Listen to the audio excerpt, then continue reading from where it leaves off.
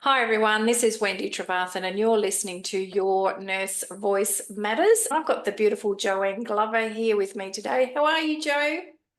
Oh, hi, Wendy. I'm great, thank you. That's good. Joe and I chatted a couple of weeks ago now as an introduction, and I was really interested in what she had done and what she had to say. So much so that I've invited her to come on to our podcast and give her perspective on her experience and also to share with us what she's currently doing for nurses.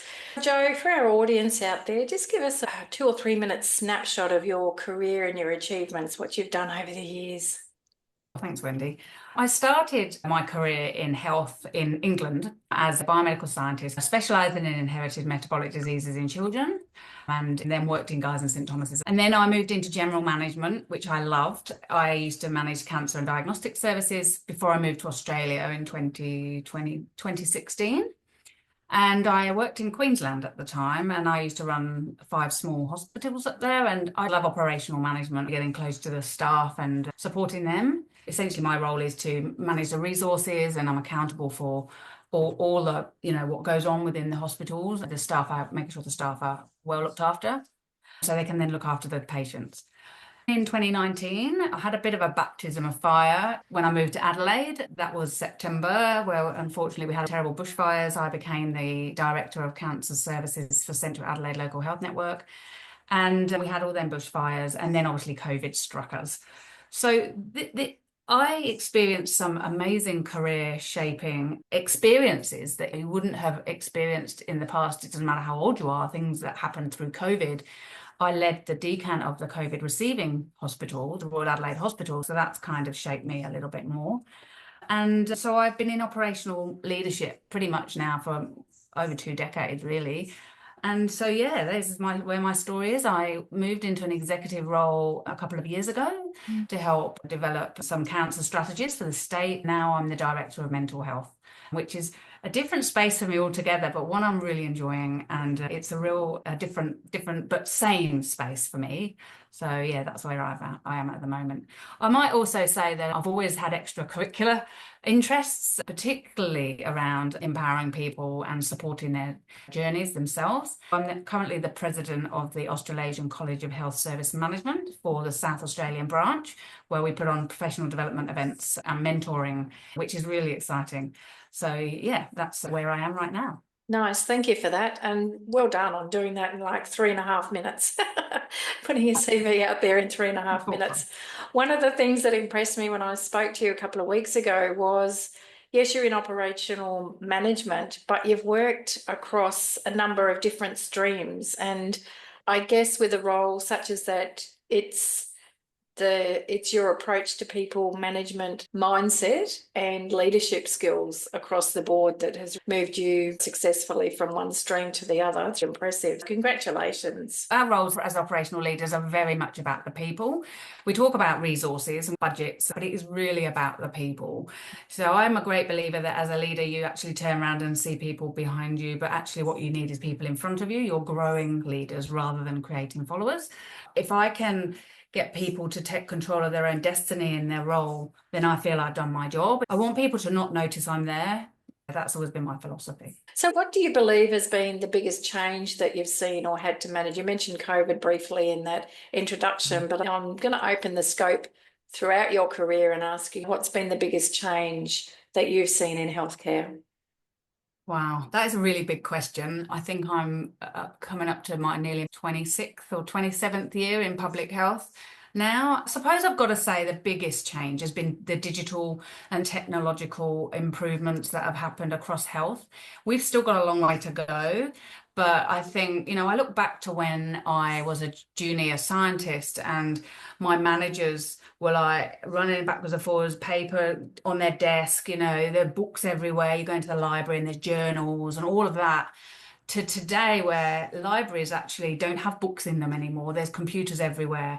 I didn't even have an email address when I had my first management job, and what that for me is reflected in is the workforce has changed so much because there was probably a lot more of us around back in them days because there was we needed the capacity to deal with the non-digital elements that we now take for granted, like emails and whatnot. So I don't know whether you remember, Wendy, is the memos that used to go into the pigeonholes just to tell you what you need to do, and communication was so much harder back then. I'm not a great lover of emails. I think they are a drain on our energy sometimes, but they're actually a necessity for us to get quick communication. Yeah, absolutely. I do remember the pigeonholes, and you were so proud. You were a member of the team when you actually got your name on one of those I know. spots. Not so great when I got my spot and then I go and find a big pile of paper that I needed to deal with every day. But That's hey, it. Definitely. Technology's been such a big thing. I started training in 1986. Everything was manual writing written down.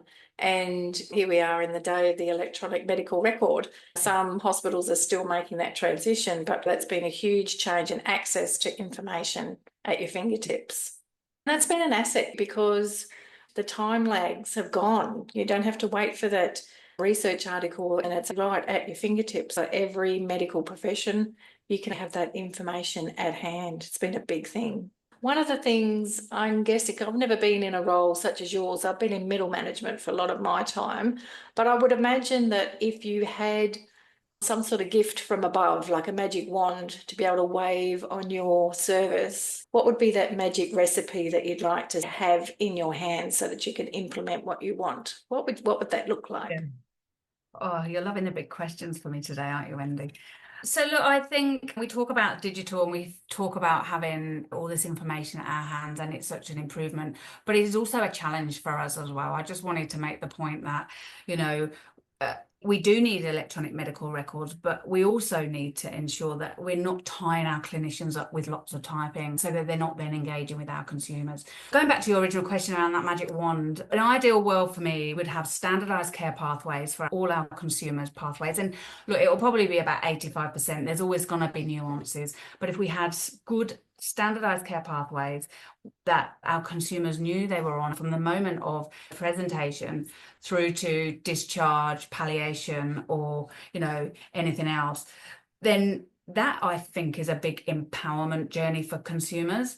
If a consumer knew they're coming into the hospital and it's going to take this long to get to this and that, it takes a lot of anxiety out of, oh my goodness, I don't know when I'm going to get a result. Or where the mum says, did the doctor tell you this? If we had digital portals for our consumers, that then drives empowerment in our consumers. First and foremost would be to ensure our clinicians have the empowerment to make decisions on the ground without the worry and stress around whether they're doing it right or wrong.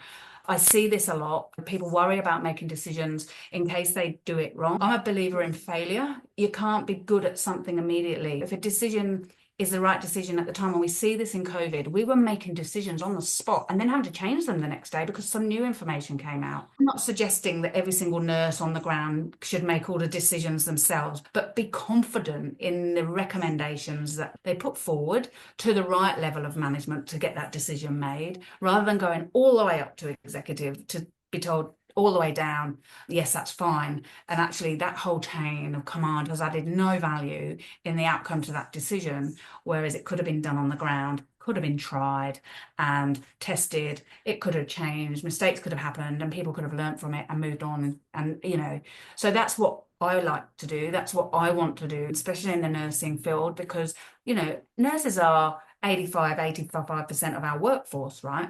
So you are our leaders, our emerging leaders. You advocate for the consumers and our patients.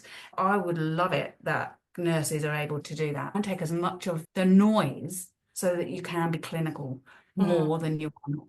You got me on one there. I'm very No, that's passionate. right. I can hear it, your passion in your voice. It's wonderful. And we were talking a little bit before we started about I had the brainwave in one area that I worked to develop a pathway because the patient's journey was very similar. And I thought, oh, that's a really good way to document step by step where the patient's going. And it's interesting that the consumer can actually see the pathway as well. And that's really Yes. nice to see that you've got pathways for the consumers and their families so that they know what journey is ahead. The only other thing that I think about when I think about clinical pathways or checklists is the aspect of critical thinking. So a lot of nurses, and myself included, would look at a pathway or a checklist and then look at the patient or family in front of you. Sometimes it doesn't match, But in my opinion, like the pathway is a pathway to guide your decision making or to see what you have in front of you.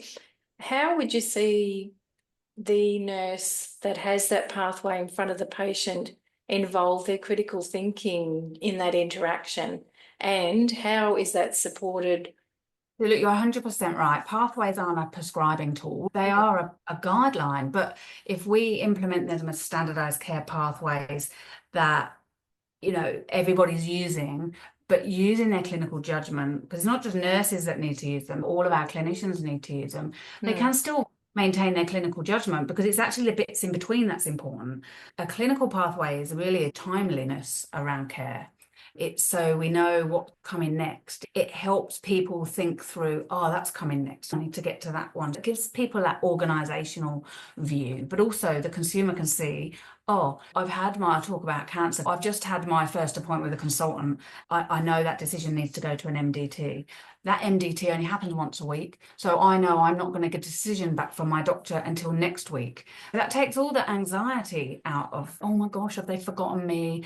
Oh, maybe it's bad news because they haven't contacted me. We know that's not true, but consumers, especially in a really stressful time, think about all this. They get into their own head and worry. The pathways are the steps that need to happen to get a consumer to the end point. They're driven by evidence. So driven by the evidence base of the outcomes of the consumer if they take this amount of time. Being English, I used to manage the cancer standards in my hospital service. I say 95% of our consumers from GP referral to first appointment should be seen within 2 weeks. Now, that's a real challenge these days, but about 9 or 10 years ago, we were just managing that. That meant that when the GP told you you were on a suspect cancer pathway, then you were going to get an appointment within 2 weeks. So even though it's a very stressful time, you knew it's only 2 weeks to get that first appointment and then get all your diagnostics. The evidence around the ones in England, I'm told, is the access to diagnostics, whereas in Australia, we don't have that problem. These pathways can be applied to lots of clinical pathways. I know in Australia, we're working really hard in that space. Trying to get it improved. And it's, like you say, it's taking the fear of the unknown away, Yes, which creates a lot of anxiety. Yeah, definitely. they're not there to take away clinical judgment. They're not there to take away that engagement with the consumer. For me, they're there to take away that clinical variation. So if there is clinical variation, it's done mindfully and we know why, rather than it's a individual's preference to practice. So Yes. that's kind of what I like about them. Yeah, beautiful. How have you in the past implemented a new pathway? What's the process, the cogs and wheels that you take to develop a new pathway? I've never been really close to developing the detail of a pathway. For me, that's right, because I'm not clinical. From a general project management perspective, I would expect these sorts of things to be worked up by local clinical teams working in conjunction with myself as their director could work them up, and I'd support them with resources and whatever they need. But for me, all project management, all new initiatives, whether it's quality improvement, financial improvement, or anything, the first start is, well, what's the idea? And then develop that idea on the ground. There's no point in me going, oh, I've got a really great idea. Let's roll this out. They'll feel like I'm doing for them. And I'm not that type of leader. For me, again, leadership is about bringing people on a journey and really pulling their ideas and what keeps them awake at night out and what they can do differently. Because if they own the idea, they own the delivery of it, then they own it and it will stay in place. If I tell them they need to do X, Y, and Z, I've no doubt that they will do it. But for how long? If they don't buy into it or don't believe in it, then it's not going to be sustainable. 100%. And I've been involved in a lot of teams where it has felt like a top-down approach rather than from the roots upwards. It does take a bit longer, but actually, in essence, it isn't longer because you get it embedded and you get the clinicians to buy into it and want to do it. If you did something in, say, 3 months instead of 6 months without the engagement of the clinician on the ground, then 3 months after you've implemented it, it'll fall over. Because we've heard this age-old saying, culture eats strategy for breakfast. And so if you've not got the right culture in your place, then there's not going to be the buy-in. A lot of clinicians that are working with the patients, you need to get engagement with them and they often give you a lot of the solutions And Yeah. yes, it might take longer, but the outcome is more engaged staff, more success for that pathway, greater patient outcomes in the end. Definitely. So that's a nice segue into talking about, you would have seen a lot of nurses, quite stressed in the workplace, playing second fiddle rather to their own self-care and what they're capable of doing. And I know that you've got a keen interest in supporting nurses. Tell us a little bit about what you're doing beyond your role as an ops manager in supporting nurses in the workplace. Yeah, thanks, Wendy, for the opportunity to share. I'm really excited to share that I've just created a coaching program for senior nurses. It's open to all nurses who have a goal and a dream. I'm happy to work through them. But this one specifically is for those senior nurses that are kind of maybe at nurse unit manager level, wanting to move into nurse director level, or nurse unit manager moving into nurse leadership levels, or the nurse director wanting to move into a more executive role. So kind of that level, because there's a chasm between being a nurse unit manager and a nurse director, as you probably are aware, being a nurse yourself. And so I want to try and bridge that gap for nurses by helping them understand that they can do that, empowering them to believe in themselves and have the right mindset to do them roles, because it does take a little bit more of a non-task orientated mindset.